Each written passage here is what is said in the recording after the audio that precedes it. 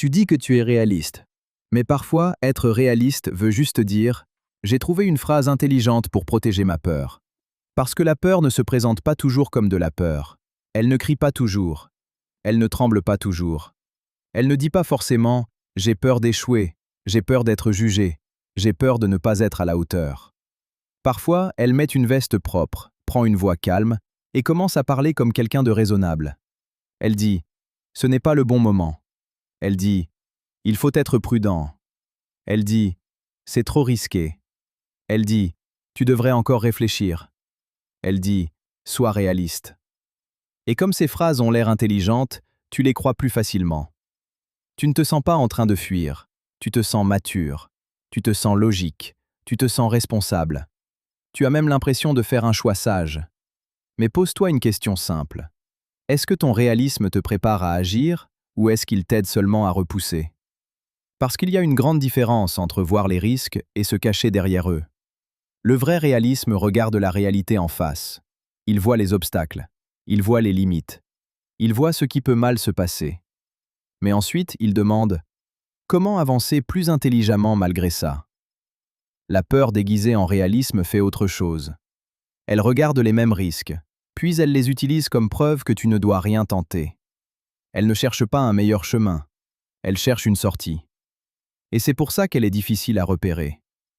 Si la peur disait clairement « Je veux que tu restes petit parce que j'ai peur », tu pourrais la reconnaître. Mais elle ne dit pas ça. Elle dit « Je suis juste réaliste ». Alors tu annules le projet. Tu repousses la conversation.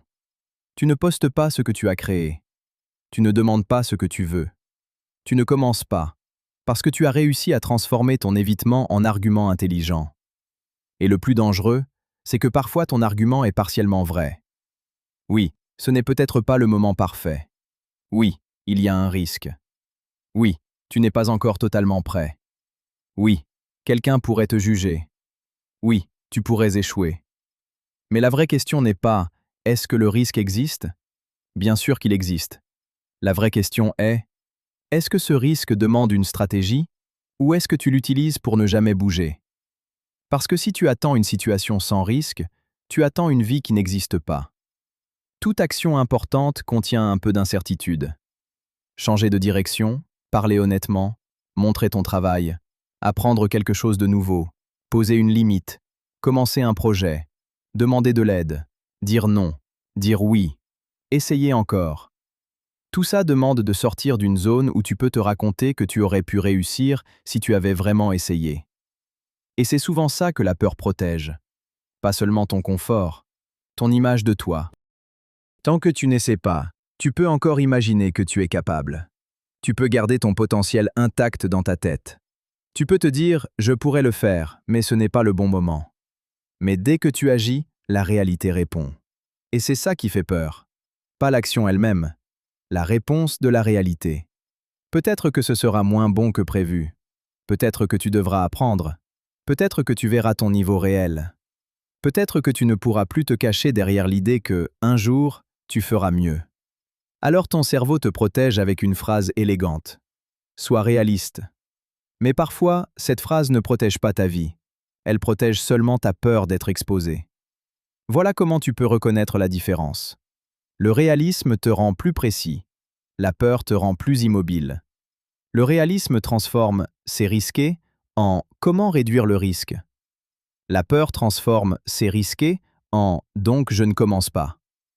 Le réalisme dit « commence plus petit ». La peur dit « attends encore ». Le réalisme dit « prépare-toi mieux, puis avance ». La peur dit « prépare-toi pour toujours ».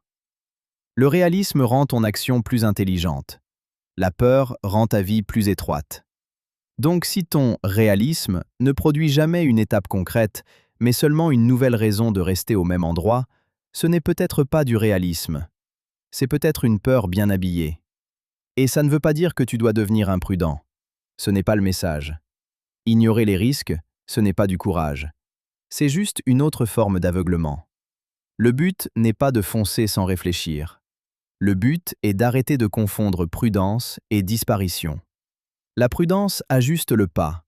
La peur annule le pas. La prudence dit « fais-le plus petit ». La peur dit ne le fais pas. La prudence dit « vérifie ce qui compte ».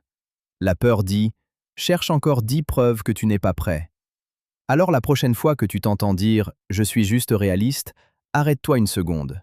Demande-toi, est-ce que cette pensée m'aide à agir avec plus de clarté ou est-ce qu'elle me donne une permission propre de fuir?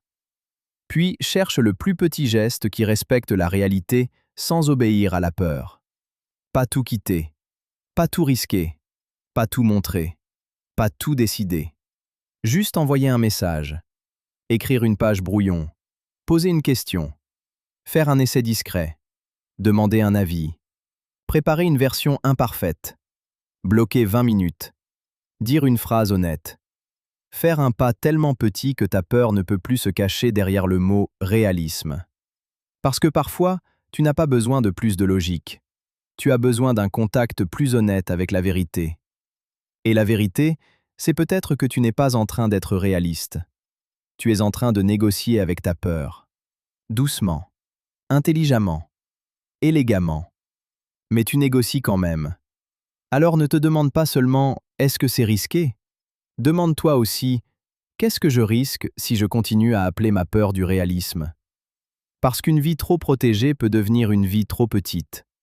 Et parfois, le moment où tu deviens vraiment réaliste, ce n'est pas le moment où tu renonces.